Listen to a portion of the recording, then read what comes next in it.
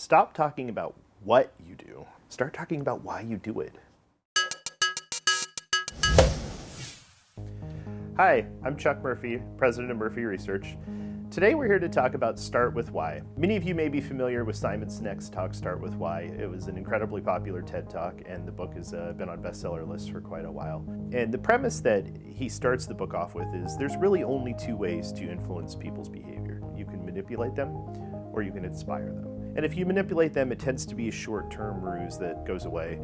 And if you inspire them, you could perhaps end up with a lifelong fan.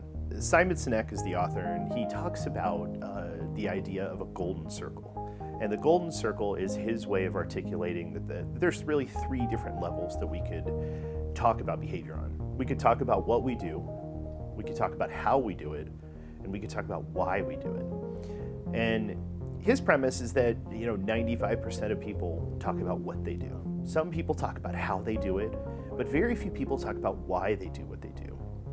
And those that do talk about why they do what they do tend to be leaders. They're inspiring, and they're people that others want to collaborate with and engage with. He uses Apple as a great example, and it's something that everyone's familiar with, so I think it's a good place to talk. If Apple communicated like every other computer manufacturer, they would say, hey, we make great computers, they're really nice, you should buy one. But they don't.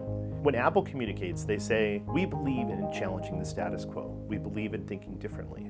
The way we challenge the status quo and think differently is by designing really unique computers. They're great, you should buy one. And by communicating that way, they find their audience, and there's a certain percentage of the audience that also believes in challenging the status quo and thinking differently.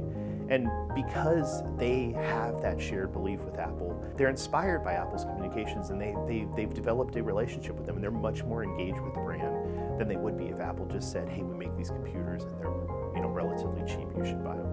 It's something that we also think about here a lot, because we spend a lot of time talking to brands and talking about who their audience is and what they're passionate about. And when we do things like segmentations or audience profiling, we always talk to brands about understanding who their target audience is, what that audience is passionate about, and looking for areas where the audience's passions overlap with the brand's passions, and see if there's something that we can do to create more of an engaged, committed relationship.